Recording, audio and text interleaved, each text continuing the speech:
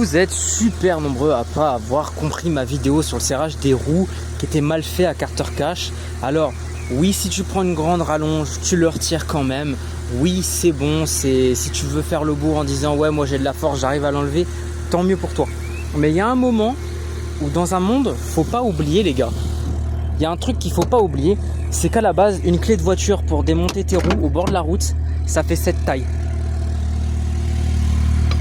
Voilà, c'est pas plus grand que ça. Donc en termes de bras de levier, t'as pas grand chose quoi. Donc quand t'as ça au bord d'une nationale et que t'as pas de rallonge, crois-moi, t'es bien dans la sauce. Donc ça sert à rien de faire le beau quand c'est comme ça.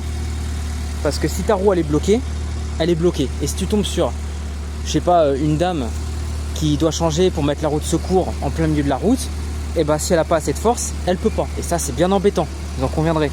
Et autrement, il y a quand même un truc qu'il faut pas oublier, c'est que si c'est trop serré, tu risques de péter ton écrou en deux. Il y a carrément moyen de le péter. Mais le pire, c'est que quoi qu'il arrive, ça va allonger les filets. D'ailleurs, il y a un mec qui a fait une remarque très intelligente avec un calcul pour calculer exactement la force qu'il a fallu mettre pour débloquer et donc pour savoir à quel couple a été serré en réalité l'écrou de roue. Je vous mets tout de suite à l'écran le commentaire parce qu'il est vraiment très bien fait, très intelligent. Donc j'espère que vous en prendrez de la graine et que vous comprendrez que c'est important de respecter le couple de serrage même pour des roues, même si vous avez de la force.